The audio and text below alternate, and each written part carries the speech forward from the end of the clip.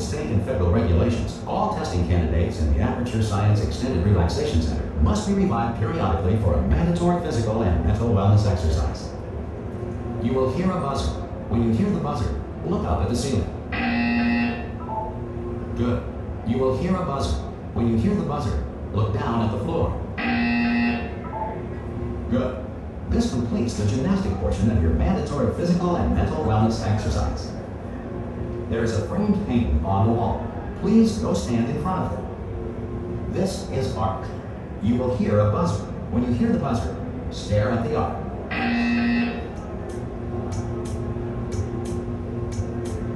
You should now feel mentally reinvigorated. If you suspect staring at art has not provided the required intellectual sustenance, reflect briefly on this classical music.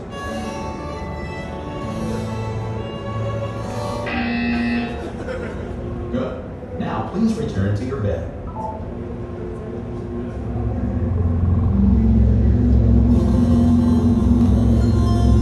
Good morning. You have been in suspension for 9. Hello? Anyone in there?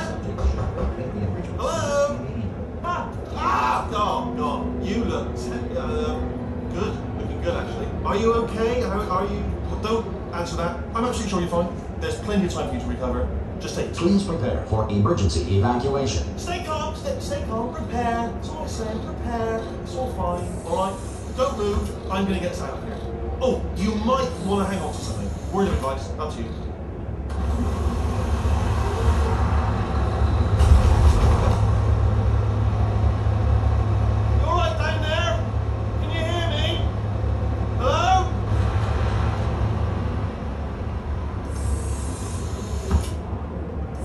Most test subjects do experience some cognitive deterioration after a few months in suspension.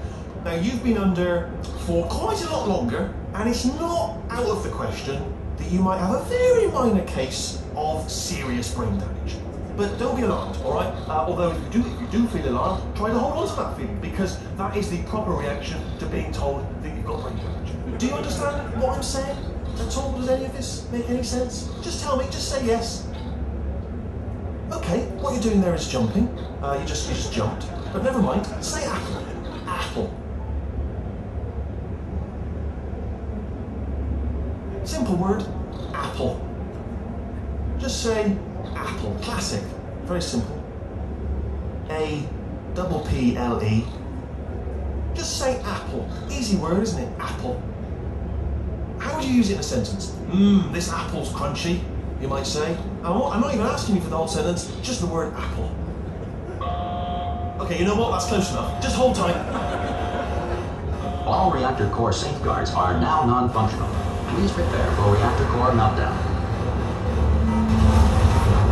Okay, look, I wasn't going to mention this to you, but I'm in pretty hot water here. How you doing down there? You still holding on? The reserve power ran out, so of course the whole relaxation centre stops waking up the bloody test subjects. Hold on, this is a bit tricky. And of course, nobody tells me anything. No, why should you tell me anything? Why should I be kept informed? You know, about the life functions of the 10,000 bloody test subjects I'm supposed to be in charge of. Right, close. Can you see? Am I going to make it through? But not enough space. Just got to get through here. Right, I just got to concentrate. And whose fault do you think it's going to be when the management comes down here and finds 10,000 flipping vegetables? Alright, no, I hear that one. I hear that one.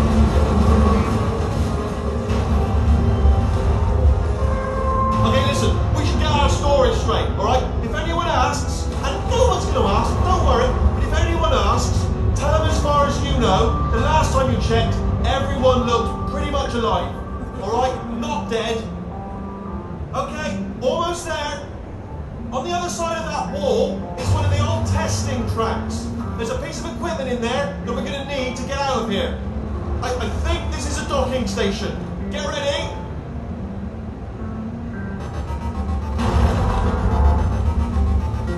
Good news, that is not a docking station. So there's one mystery solved. I'm going to attempt a manual override on this wall. Click getting a bit technical. Hold on.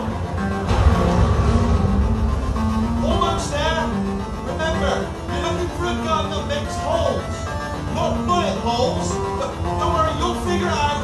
Seriously, do hold on this time.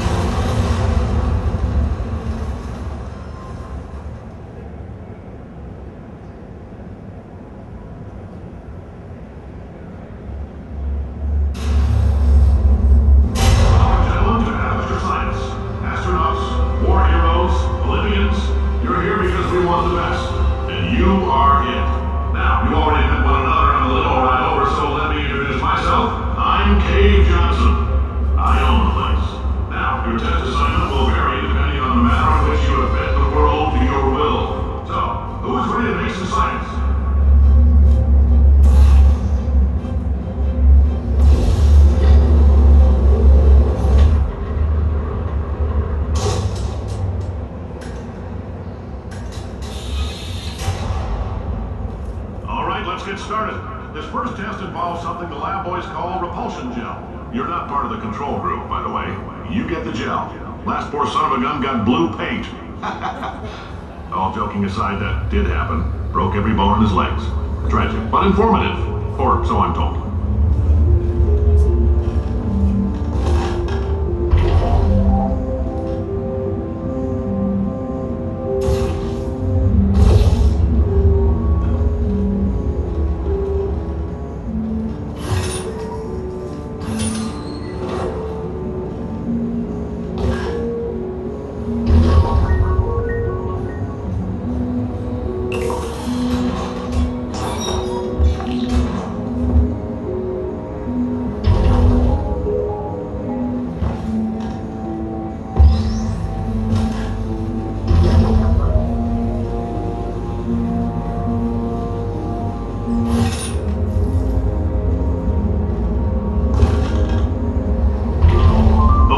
Just informed me that I should not have mentioned the control group.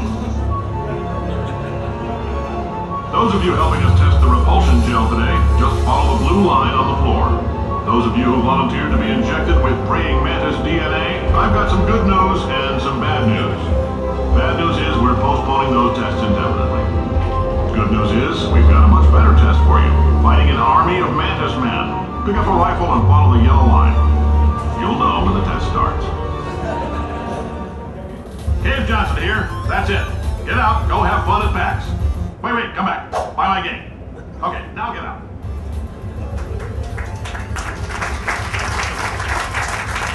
So we just saw some awesome footage from Portal 2, and we're here with Josh Weier. Josh, what can you tell us? What's the biggest difference between Portal 1 and Portal 2? Well, there's a lot of new stuff, but I think the biggest thing is the two-player co-op that we made. It's a totally separate track from the single player. It's got its own story elements, and you get to play, like I said, two players. And if you remember the length of Portal 1, just the co-op by itself is twice as long as that whole game. So there's a lot of new stuff here. You introduced some new characters. Also, there's like the new blue gel. It's just amazing. What was part of the process between making all these additions from the first to the second game? It came from all over the place. Some of it was that ideas that we had at the end of Portal 1 that we wanted to try. Sometimes it was, a big element of Portal 1 was sort of that really dynamic, frantic, sort of like flinging through the air. But some people had trouble with that, so we wanted to find some mechanics that could also help everyone kind of have that same experience. And if you were a Portal ninja, to kind of increase that experience and let you do some new stuff. But also, if you've seen, there was a student group from DigiPen who did this game called Tag the Power of Paint. And just like the Portal 1 guys who came from DigiPen, we hired those guys on, and so that's kind of the genesis for the gels that you see in the game. That's awesome. Of course, there was GLaDOS last time, and the epic song. Is there anything along those lines this time around? Yeah, Jonathan Colton worked with us again to do the ending song, and actually we've just announced that we worked with the National to embed another song in the game. We won't tell you where that is, but it was really fun working with those guys, and I think fans will be excited. Is the cake still a lie? Oh, I can't spoil any cake stuff. Come on. I had to ask, though. That's fair. So how has the response been? Now at PAX, you're demoing a lot more stuff, and like you said, this is really an opportunity for the fans to get a look rather than the developers and whatnot. So what's the reception been like? It's been awesome. It's always so great to be out here with our fans. I mean, people loved Portal 1 so much, and we've been getting such a positive buzz out of Portal 2. So it's just great to be out here. There's so many characters dressed up from Portal. We've seen companion cubes, we've seen shells. So it's a lot of fun. Have you had a chance to check out the floor yet? No, I've been in the booth the whole time, so hopefully I'll get a chance to get out and see some stuff. Very cool. Thanks for taking some time to talk to us. No problem.